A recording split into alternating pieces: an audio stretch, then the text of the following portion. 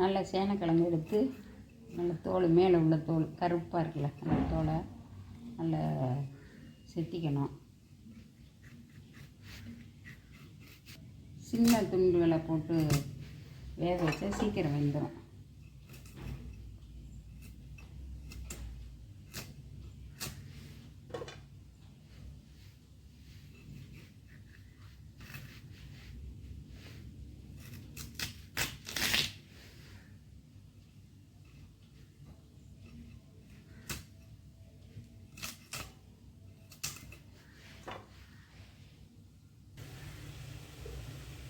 நல்லா நறுக்கி வச்ச சேனக்கிழங்க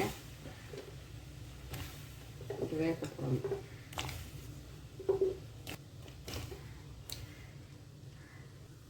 கொஞ்சம் உப்பு போட்டு மூடி வேக வச்சுக்கணும்.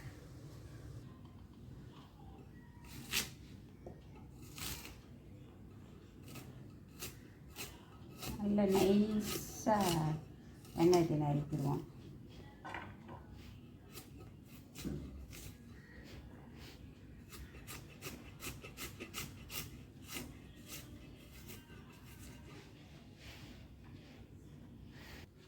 நல்ல பச்சை மிளகாய் இது மாதிரி நீளமாக போட்டுக்கணும்.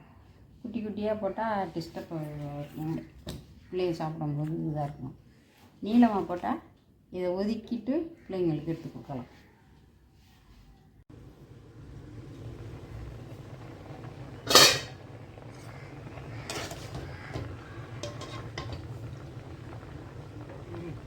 நல்லா வந்துருச்சு. இதை தண்ணி இழுத்துட்டு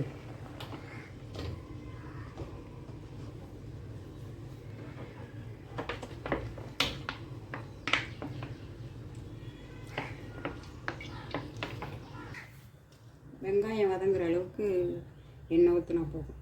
ஏன்னா இதை நம்ம தயிரில் போட போகிறோம், அதனால் அதிகமான எண்ணெய் தேவையில்லை. கொஞ்சம் கடுகு, உளுந்து இருந்தால் கொஞ்சம் உளுந்து போட்டுக்கலாம்.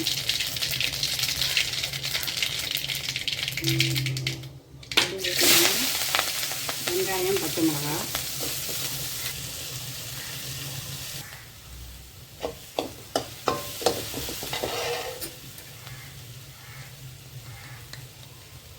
கொஞ்சோண்டு இஞ்சி பூண்டு நல்லா வதங்கோட்டி கருவேப்பிலை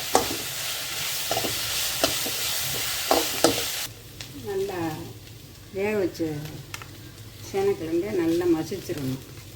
மசிச்சுட்டு அதை போட்டுருவோம்.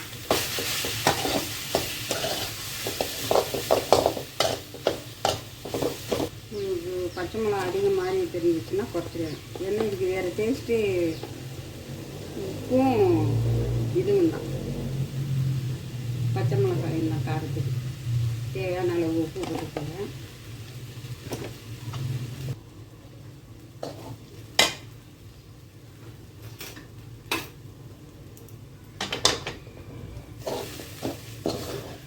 நல்லா செட் ஆகிடுச்சு, வெந்துருச்சு. இதை அப்படியே ஆஃப் பண்ணி வச்சுருவோம். கொஞ்சம் லேட்டாக தயிரில் போடுவோம், ஏன்னா சூடாக இருக்கையில் தயிரில் போடக்கூடாது. அதனால் ஆஃப் பண்ணி வச்சுட்டு மூடி வச்சுருவோம். நல்லா ஆறிடுச்சு. இதை ஒரு கிணத்துல எடுத்து போட்டுட்டு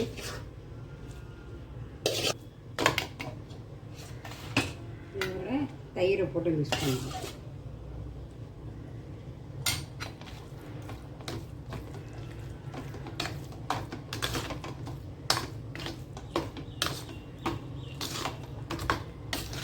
நல்லா மிக்ஸ் பண்ணணும்.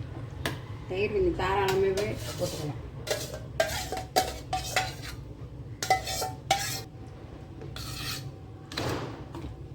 அவ்வளோதான், ரெடி ஆயிடுச்சு.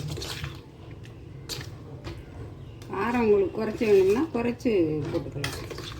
ஆனால் இந்த தயிரெல்லாம் போடுறோம், எல்லாத்துக்கும் போடுறோம்னா ஈக்குவல் ஆகிரும், கரெக்டாக இருக்கும். சாதத்தில் போட்டு பிசைஞ்சு சாப்பிட்லாம், இட்லிக்கு தொட்டுக்கலாம், இல்லை சாயந்தர ஸ்நாக்ஸ் வடை பஜ்ஜி அதுக்கெல்லாம் தொட்டுக்கலாம். எல்லாத்துக்கும் சூட் ஆகும். இதுக்கு காய் பொரியல் அதெல்லாம் பண்ண வேண்டியதில்லை. இதை போட்டு பிசைஞ்சு சாப்பிட்டாவே ஃபுல்லாக இருக்கும். அப்படியே ஓகே, ரெடி ஆயிடுச்சு.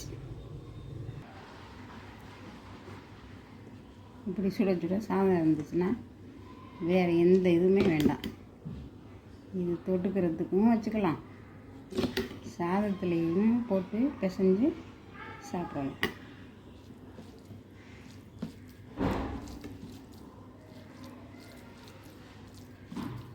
சேனக்கிழங்கு தயிர் பச்சடி.